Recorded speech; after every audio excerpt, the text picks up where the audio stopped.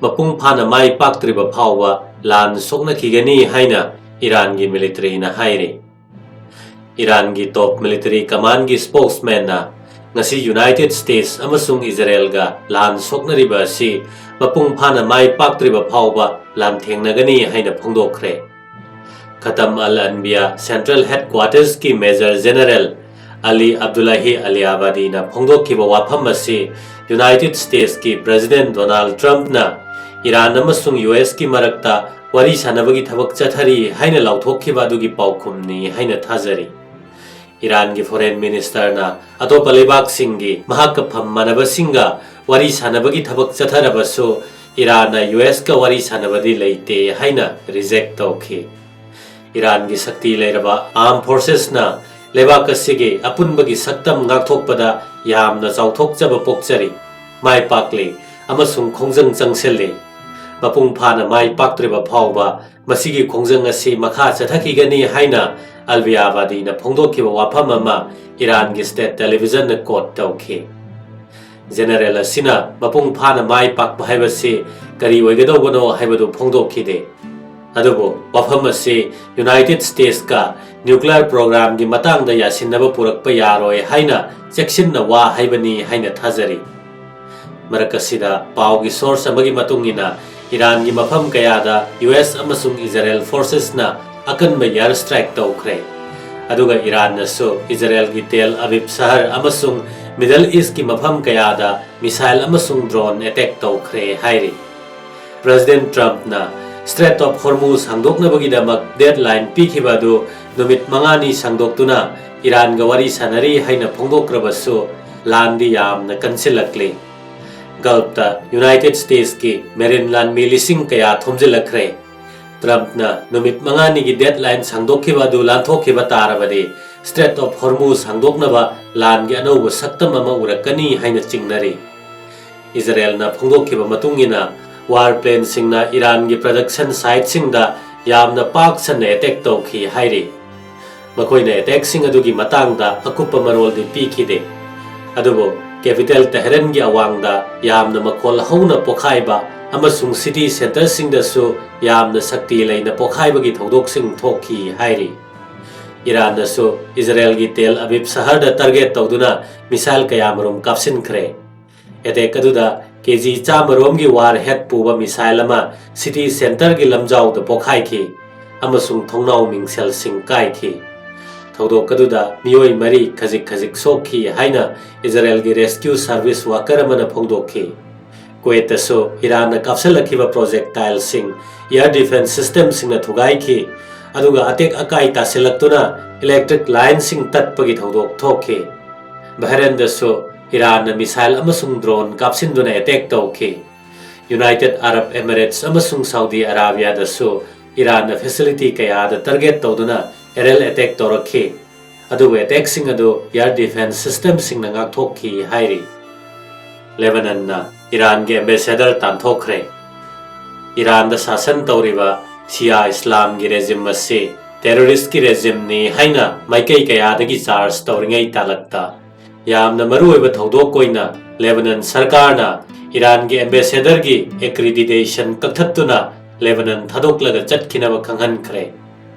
Lebanon da base tawba Shia Muslim terrorist group Hezbollah yokhatuna Iran na kham thengna awaba mayok na hanbadagi khiraba Lebanon sarkar na Iran ge ambassador tanthoknaba phirep laukhibani. Iran na maram moiduna Israel na khut tharakpadagi mang taklaba Lebanon da leiriba Iran gi diplomat mihut asi persona non grata oire haina foreign ministry na lauthokhi.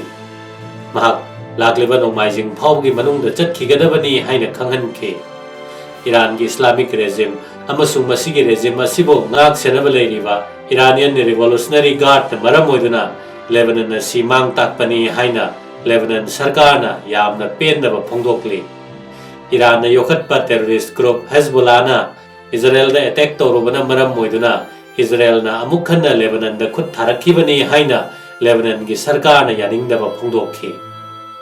Tokyo da leiba Chinese embassy da Japanese lanmi ni haijaba amana attack tawnaba honakhre.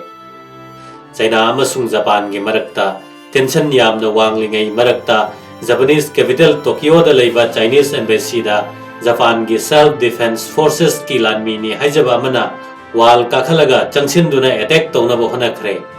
thodok aduna maram moiduna Chinese sarkar na yamna yaningdaba phongdokkhre hairi Beijing da Chinese Foreign Ministry ki spokesperson Lin Jiana phongdokhiba matungina Japan gi SDF ki officer ni haina claim toba mioi aduna wal kakhalaga embassy compound sangsin ki hairi Japan gi NHK public television na so SDF ki lanmi ni haina thaba mioi ado khudak tafaduna makata na investigation chathanaba Tokyo police ta sinakhre haina report tawkhi mioi ado thang ma pairaga sangsilakibani mangondagi SDF ki identity card ama phangki hairi thodok asida China na yamna pendaba poi Chinese sarkar na Japanese authority ki bafam da kanna protest tawkhre haina Lin Jian na phongdokhi Japan na masagi SDF personnel singbo ningthina yengsinba amasung discipline piba ngamdre Chinese embassy amasung consulate amadi masigi staff sing ngakthoknaba Japan gi daita adu hitokle haina Lin na haiki thodok asigi matangda kudakta kupthana thijin humjingadabani mioi adu chairak pigadabani amasung China da maram sandokna haiduna tungda thokhandanaba khongthang lokhatkadabani haina Lin na davi tawkhi panba yabade isu kayagi matangda China amasung Japan gi marakta tension yamna wangli Taiwan gi matangda su Japan gi Prime Minister Sanai Takaichi na China ga lan thengnagani haina takoina na phongdokhibadagi lebak ani gi mari asi yamna sokchinna leiribani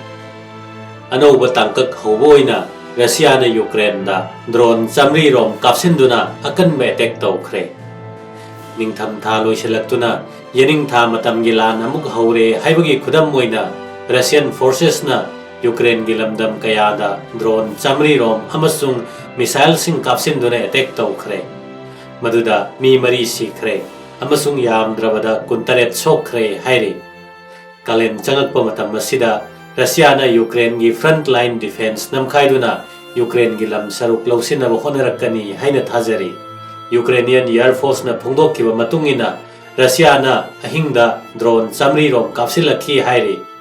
Russia na cruise missile kulumdoi amasung ballistic missile taret su kapsilakhi attack kaduda Ukraine gi lamdam tarada mang takpa thokhi haina Air Force na haiki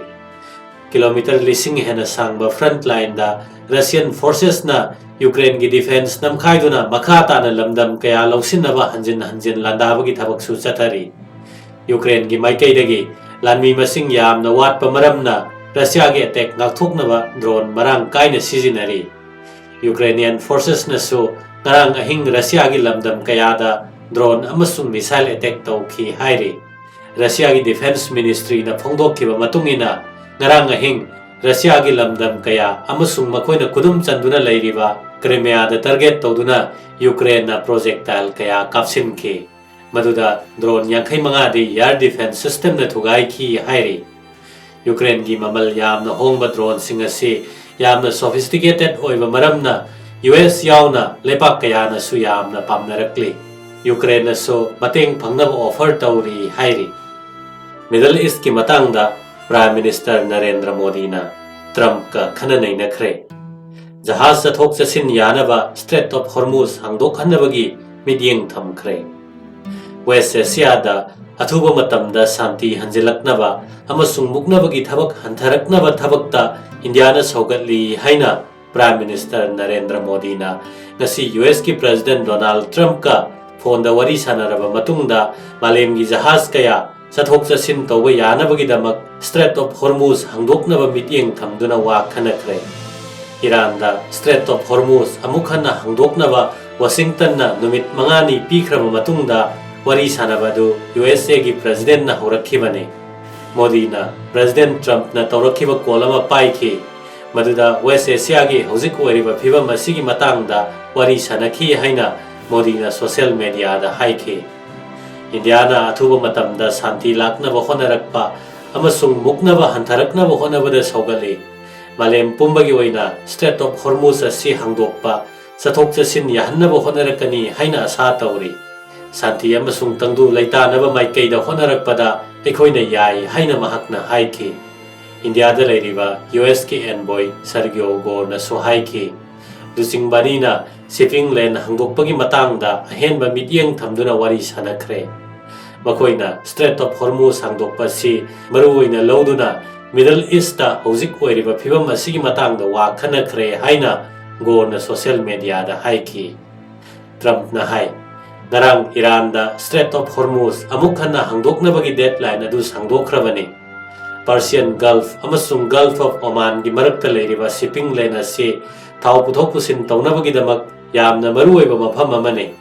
karigumba numit mangani gi manungda masi hangdoktrabadi Iran gi energy site sing de strike torgani haiki US President na akupa marol de haidokpa tawdana US amasung Iran gi marakta wari sanakiba du mahiyale amasung West Asia da muknariba sigi matangda mapung phaba resolution ama launabagi maikei da changsil le haiki